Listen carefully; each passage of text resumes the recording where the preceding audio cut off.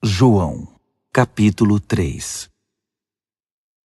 Havia um homem do partido dos fariseus chamado Nicodemos, um destacado líder entre os judeus.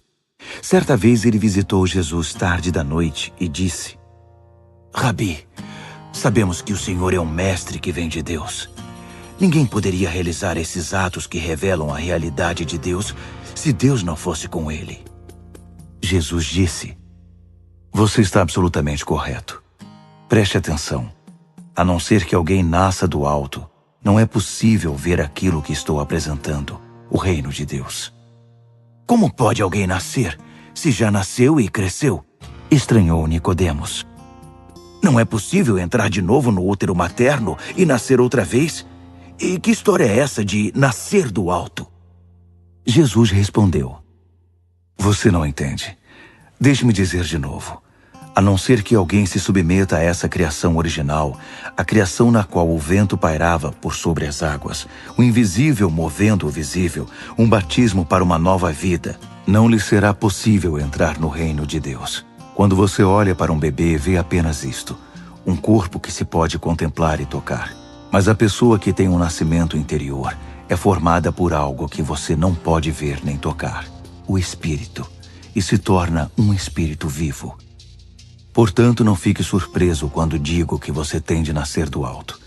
De fora desse mundo, por assim dizer. Você sabe muito bem que o vento sopra para lá e para cá. Você o ouve sussurrando pelas árvores, mas não tem ideia de onde ele vem, nem para onde vai.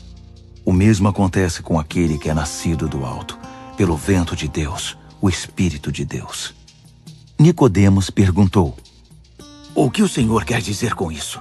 Como acontece? Jesus disse: Você é um mestre respeitado em Israel e não conhece o básico. Ouça com atenção. Esta é a pura verdade. Falo apenas a respeito do que conheço por experiência. Dou testemunho apenas do que tenho visto com os próprios olhos. Não me baseio em boatos. Mas em vez de encarar as evidências e aceitá-las, você as evita com perguntas. Se quando digo coisas claras como o dia, você não acredita em mim, por que eu falaria de coisas que você não pode ver, das coisas de Deus? Ninguém jamais esteve na presença de Deus, senão aquele que veio daquela presença, o Filho do Homem. Assim como Moisés levantou a serpente no deserto, para que o povo pudesse vê-la e crer, é necessário que o Filho do Homem seja levantado, para que todos os que olharem para ele, com confiança e com esperança legítima, recebam a vida real, a vida eterna. Deus amou tanto o mundo que deu seu Filho, seu único Filho, pela seguinte razão: para que ninguém precise ser condenado, para que todos, crendo nele, possam ter vida plena e eterna. Deus não se deu ao trabalho de enviar seu Filho apenas para poder apontar um dedo acusador e dizer à humanidade como ela é má. Ele veio para ajudar, para pôr o mundo nos eixos outra vez. Quem confiar nele será absolvido, mas quem não confiar terá sobre si, sem o saber, uma sentença de condenação. E por quê? Porque não foi capaz de crer no único Filho de Deus, quando este lhe foi apresentado. Esta é a situação. A luz de Deus invadiu o mundo, mas a humanidade inteira correu para as trevas. Fugiram porque não estavam interessados em agradar a Deus. Aquele que pratica o mal é viciado em negar a realidade e iludir-se, e odeia a luz de Deus. Não vai querer se aproximar dela para não ser submetido a uma exposição dolorosa. Mas quem crê e vive na verdade e na realidade, recebe de coração a luz de Deus, de modo que sua obra pode ser vista, pois é a obra de Deus. Depois dessa conversa, Jesus foi com seus discípulos para o interior da Judéia e descansou um pouco com eles ali. Ele também batizava. Ao mesmo tempo, João batizava em Enom, perto de Salim, onde há muita água. Isso foi antes de João ser preso. Os discípulos de João tiveram uma discussão com a elite judaica a respeito da natureza do batismo e foram perguntar a ele: Rabi, o senhor conhece aquele que estava contigo do outro lado do Jordão? Aquele a quem o senhor confirmou com seu testemunho? Pois bem, ele agora está competindo conosco. Ele está batizando também. E todos estão se tornando seguidores dele, em vez de se unir a nós. João respondeu: É impossível alguém ter sucesso. Falo de sucesso eterno. sem ajuda celestial.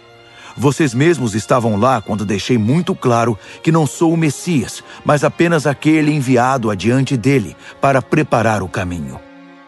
Aquele que recebe a noiva é, por definição, o noivo, e o amigo do noivo, seu padrinho, no caso eu, apostos ao seu lado, de onde pode ouvir cada palavra, está feliz de verdade. Como poderia sentir inveja se sabe que a festa acabou e que o casamento terá um bom começo? É por isso que meu cálice está transbordando. Chegou a hora de ele ocupar o centro das atenções e de eu chegar para o lado. Aquele que vem de cima é muito superior aos outros mensageiros de Deus. Quem nasceu na terra é terreno e fala uma língua da terra, enquanto ele apresenta a evidência do que viu e ouviu nos céus. Ninguém quer enfrentar esses fatos, mas qualquer um que examinar essa evidência poderá apostar sua vida nisto. O próprio Deus é a verdade. Aquele que Deus enviou nos comunica a própria palavra de Deus. E não pensem que ele divide o Espírito como se partisse um pão. O Pai ama o Filho de modo imensurável e tudo entregou a ele, para que ele passasse tudo adiante. Uma generosa distribuição de dons. É por isso que quem aceita o Filho e confia nele tem tudo. Vida plena e eterna.